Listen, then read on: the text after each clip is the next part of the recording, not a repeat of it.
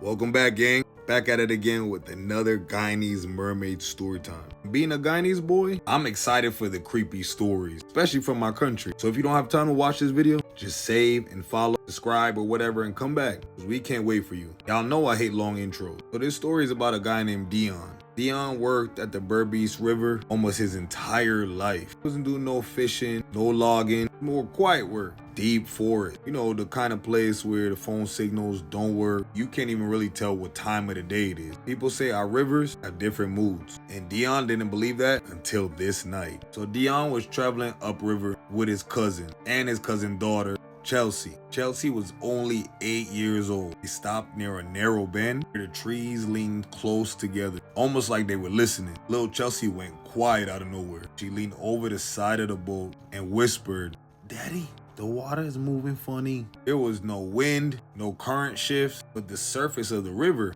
just tightened. That's when Dion saw it, gang. Not a full body, just movement. Something large slid beneath the surface. Smooth, fast, and then vanished. There was no splash, no ripples, like the river swallowed it. Chelsea just pointed. "There she goes."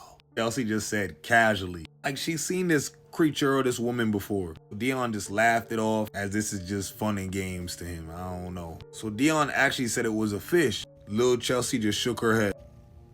"No." She said, "No, Daddy, fish don't watch people."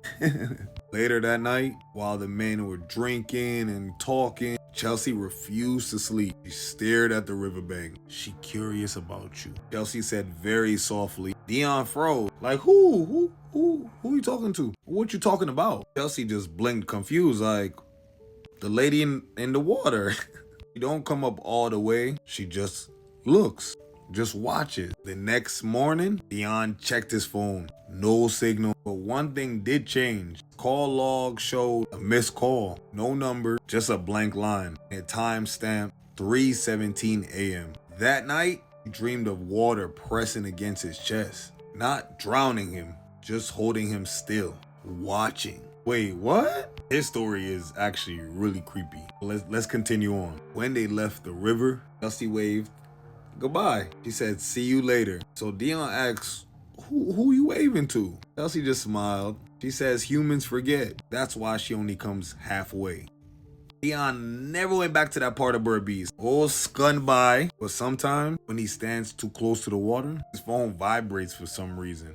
I don't know. There's no notification. There's no number, just the sound of something trying to reach him from the other side of the river. That's crazy. No phones hold signals. They use crystals. Did y'all know crystals were inside cell phones? So I'm assuming they transmit different wavelengths of signals, different frequencies. Phones are just a weird thing in general.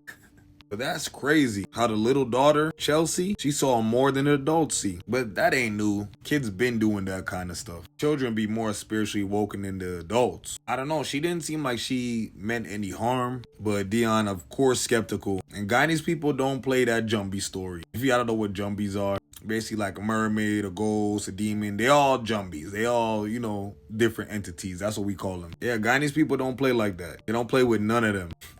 Guyanese people will mind their business. They're okay with doing that. I think that's why Guyana is such a special land. It's literally been untouched. They literally cannot, discover anything in the Guyanese rainforest. No tractor trailer, no drones, no type of machinery or people can go to a certain point. And if you do, you're risking your life. Be hurt or worse, unalive. Don't get me started on the giant animals. Yeah, do you know we have giant animals in Guyana? I'm going to imagine what lurks in the water. But there's mermaids all over the world. That's why my book that drops this April, there's going to be a lot of this in it. So I don't want to say too much, because some stories are safer just to write them down. I'm Cube of Lore to be exact. This is Forbidden Lore Season 2. Mermaids. And if you like content like this, you want to stay on this side of the algorithm, don't forget to engage from the bottom up. Share, repost, like, comment, subscribe, all of that. Don't forget to put my noties on. I post every day for the last 2 years. Don't miss the poll. They be shadow banning me sometimes. Make sure you put the noties on. Don't forget to sub up to my 2 channels on YouTube, Cube of Lore, and the Cube Oxley page, as well as I stream every day. So follow me on the streaming app. Same name, Cube Oxley. It's literally right in front of my name. TWIT, right there. And right after that is my username. Also is up in the bio. I love y'all, I appreciate y'all, and as always, it's only for entertainment purposes. All allegedly, hypothetically speaking. My supporters, I love y'all, I appreciate y'all, and beat me in the comments, don't meet me there. I would love to hear what you guys' thoughts are. Should Dion do a little more investigating? Should he not ignore, his daughter's, supernatural abilities? Should he find out and see what this woman want from him out the water? Let me know, and I'll catch y'all in the next video.